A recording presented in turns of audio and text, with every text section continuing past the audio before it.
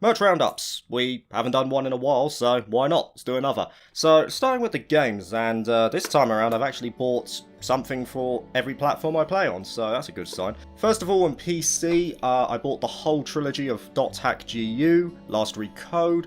I've been looking to play that for a while, haven't really got around to it yet, but it's installed and ready to go. I think that's going to be pretty cool when I get around to it. And the other game I got was one called Resonance of Fate. I've never actually seen this mentioned anywhere. The fact that it hasn't been mentioned anywhere makes me think that maybe it wasn't that good when it released, and then, you know, everyone just forgot about it over time.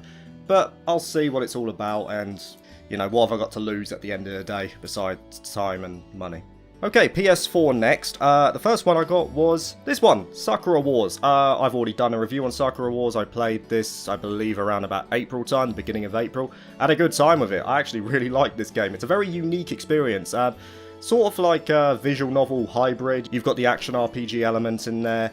You've got the dating sim element, and you've got the visual novel element. So it's a very relaxing game, I will say that. Maybe that will be on the list for the next, well, part 2 of the most relaxing games that you can play. And then the next 3 basically all came as like a 3-for-2 bundle. I like to go down to the game store sometimes and see if there are some cool deals going on. And yeah, there was some good stuff there this time. So the first one I got was this one here. Ni no Kuni 2 Revenant Kingdom. I haven't actually played the first one yet, so I want to play that first before I jump into this one. But yeah, I saw it there as a 3-for-2, so I got that one straight away. Next thing here was Crystar. I've heard things about Crystar, that the story is good, but the gameplay is awful, so, you know, take with that what you will. But again, it was on the 3-for-2, so why not? I might as well take it. And the last thing here was, I needed something to make up the 3-for-2. So this was the best thing that I could find, and it was Kingdom Hearts 1.5 and 2.5 remix. So yeah, like the what was it, like the first 8 games or something like that. So 2.8, the 2.8 remix I haven't got. I need to buy that one as well.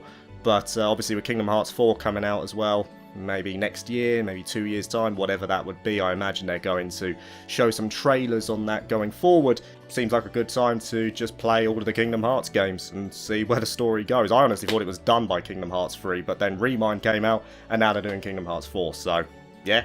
See what happens with that. And now for the Switch, and I've been playing my Switch a lot lately. It's one of the best purchases I've made in recent memory. So the first ones, well, the first 2 I got, since I already had the definitive edition of Xenoblade Chronicles, I obviously got Xenoblade Chronicles 2 and Torn of the Golden Country, and now I've since finished all 3 of them, so yeah, I'm ready for Xenoblade Chronicles 3. I didn't think I was going to finish them, but I did. I was hooked. Especially on Xenoblade Chronicles 2, I had a really good time with this one. Torn was good up until the community part. I didn't like that community part and how it gated off the main content. I understand it was there probably for you to level up and make sure that you were ready for those final moments, but yeah, not a big fan of that. But in terms of the actual story, really good. But Xenoblade Chronicles 2, once Chapter 3 was over, it really started coming to its own, and then I was just hooked. And I mean, there's so much content in this as well. You could easily sink in about 150 hours and not even come close to finishing everything. So yeah, cool games. The next one I got was this, Rune Factory 4 Special. I was contemplating buying Rune Factory 5, but I was thinking, you know, this is half the price, I might as well get this, and it looks like I've actually done the right thing, because it looks like it's actually coming out on PC. I think there's like DLC on Steam and all this kind of stuff, and it's due to come out in July, so yeah, make of that what you will. So, I think that's going to be a cool game. Next thing is Triangle Strategy, Steel Sealed. A lot of people have already played this. They say that the gameplay to story ratio is a bit more on the story side, and personally I like that. I'm always a big fan of that. So, if it's got a good story within it and some pretty cool themes that are explored and how deep they go into said themes, then I think I'm going to have a good time with this one. So, yeah, I don't know when I'll get to it, but whenever. And the last game I've got is SMT5. I mean, played SMT4, played SMT3, the Nocturne remaster, have to play SMT5. I mean, if I like those two, I'm probably going to like this one as well. So, yeah, I don't know when I'll get round to this as well, but maybe in the next, well, I'd like to think by the end of the year, I'd definitely be able to play this game. But, yeah, I imagine I'm going to have a good time with this as well. Okay, now let's move on to the merch, and we'll start with Pinbox, I think. So the first thing, well, Pinbox actually sent me a t-shirt.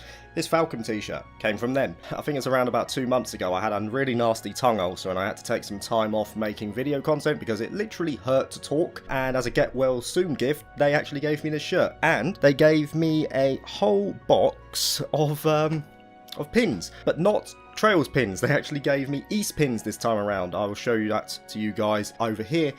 So it's basically all of the Monstroms and then Aprilis as well from East 9 Monstrum Nox. Very nice of them to do. They didn't have to do that at all. And then this shirt, I mean, I've talked about the shirts of Pinbox before. I think they're very good, very comfortable as well. That's the main thing to me. And yeah, I can't speak highly enough of them, so very good in that regard. And then in terms of like something I actually ordered from them, this is what I thought was going to be sent to me, so that was a nice surprise, is the Trails pins. I believe it's like number 16, was it 16 to 20, so the rest of the SSS, Risha, and the Ouroboros pin. But the Ouroboros pin, I believe we actually already have that in the Cold Steel 2 Relentless Edition. But the thing that the Relentless Edition didn't have was the box. So that's pretty good. And the boxes themselves are worth it in my opinion in terms of display. So thank you very much, Pinbox. Keep doing what you're doing. And I believe they partnered with SMT, they partnered with Atlas specifically for SMT5 as well. So good times ahead for them. Next thing on the list, well, technically speaking, this is a game, so I probably should have put it with the games, but I have no intention of playing it. I'm just going to leave it sealed. It is the East 8 and East 9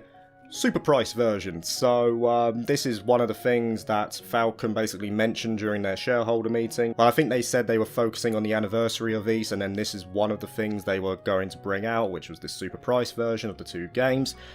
Cool item for sure, but one of the main reasons I wanted it was not only for the collection, but also for an extra bonus that I got as a result of buying it. And that bonus was this. It is a B2 Tapestry. I'm going to show you guys that as well. You've probably seen it in the background of a few of the items I've already shown you guys as well. It's nothing special in terms of design. It's literally just Laxia and Dana with their special move cut-in put over the backdrop of some concept art, but it looks good.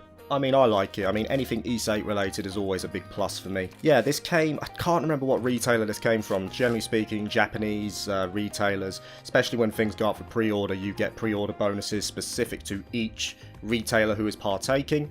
And obviously that's their draw to make customers buy from them, so to speak. And the one that got my eye was this Tapestry, so yeah, can't get enough of that. Okay, so next thing we've got right here was given to me by a friend. This was a nice surprise that he put in there along with the Altina figure that he sent me. The Altina figure was given away as part of the Q&A special, so congratulations once again to the person who got that. But as a surprise for me, he also sent me over 2 sealed copies of Zero and Azure for the PSP. So I have no intention of opening these because I don't have a PSP. I won't be playing them. I will be keeping them in these boxes. But it's so cool to have the original versions, you know, these versions right here. So good, man. And I was over the moon when I saw it. I was like, my god, man, you don't have to send that to me. So it was really nice of him to do that. I will be looking after these. They're in a good home now as well. Well, I mean, they would have been a good home with him as well, but they're going to be looked after, trust me, 100%. Very happy I got these, and very happy you sent them over to me, so thank you very much for that, mate, as always. Okay, next thing on the list. So there are some Kuro no Kiseki things here. Not anything major in terms of spoilers, it's literally just going to be the characters and all that, but obviously it's Kuro no Kiseki, so if you haven't played it, then maybe you want to skip over this one. So what I'm referring to here for Kuro no Kiseki, first of all, is the Visual Collection. So I do like to buy myself a Visual Collection. I got myself the Hajimari one as well. I'll show you a little bit inside. Obviously, I'm not going to show you too much because it's laden with spoilers. But yeah, I personally like getting visual collections. I know there's something that, in a way, you just kind of flick through once and then never use again, but no, I use them for like thumbnail designs. I find some pretty cool visuals in there that I may not know exist, and yeah, I like it personally. It's good to have, and obviously, you know, supporting Falcon, can't really go wrong with that. But in terms of what I got for pre-order bonuses as well, I think I actually ordered this from Dengeki, so I got a little bit extra. So the first thing I got was this little plaque of the Kuro no Kiseki cast. This was a pre-order bonus that came from Dengeki, I believe. Pretty cool item, I must say. And you can see it's quite sturdy as well. Obviously, it's a plaque, so. And the last thing I got was a Blu-ray DVD disc of the soundtrack, I believe, of Kuro no Kiseki. Oh, no, sorry, it's the Visual Collection, the Visual Book. An S-Craft movie as well. I haven't really looked at this or anything like that. So you got the Visual Collection, you got an S-Craft movie, and I'm pretty certain there was something to do with Trails in the Sky as well, but yeah, maybe I'm wrong or something like that. But that's pretty cool as well. Nice little item to have, nice physical item to have in the collection too. So yeah, that's pretty much everything in regards to Kuro no Kiseki. Okay, next thing on the list. Now this here This here is one of the things that I wanted for a while. When I saw it was coming out in America, I was looking everywhere to try and get one, couldn't get one, but sure enough, I managed to find a retailer in the UK who did sell it. They put it up for pre-order, and I finally got one, and it is this. It is a guide to Japanese role-playing games. Seriously, if you're a fan of Japanese role-playing games, if you're a fan of JRPGs, which I imagine everyone is who watches these videos, I dare say you will want to buy this if you can find it. It is an absolute treasure trove of games from like the 80s, all the way from the 80s to around 2021, 2022, early 2022. It's brilliant. It really is. It's written by people who are fans of JRPGs, so it's from the fans to the fans. It really is amazing. It's a fantastic book. It really is.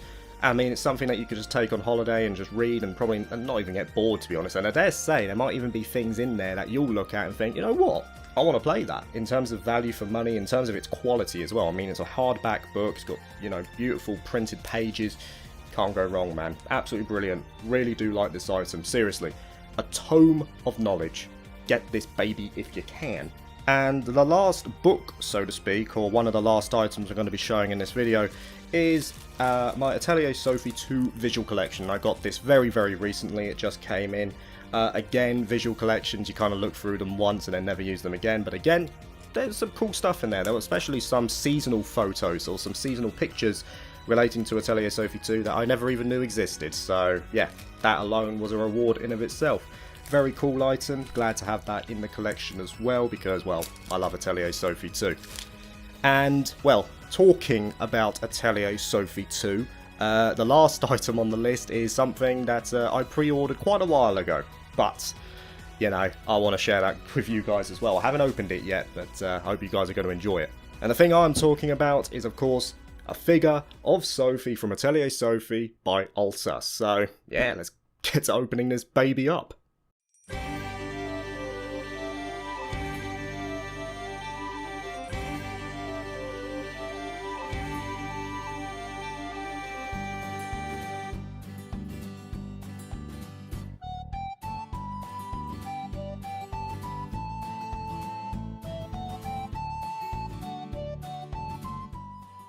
And here we go, guys. This is the figure from the first Atelier Sophie. I believe this is based on one of her costumes that she can get during the game.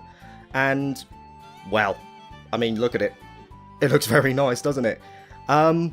First of all, the box. The box is very simple. It's just one of those clear boxes, you know. All you really care about for the box is that, you know, if you want to store it, that it's not going to get damaged. And to be honest, the only thing you really care about with the box is that it's sturdy enough to withstand falls and damage and stuff like that when it's being pelted around, if you're, say, moving or anything like that. And sure enough, I think this box is fine. It does what it needs to do. I mean, I actually dropped it when I was got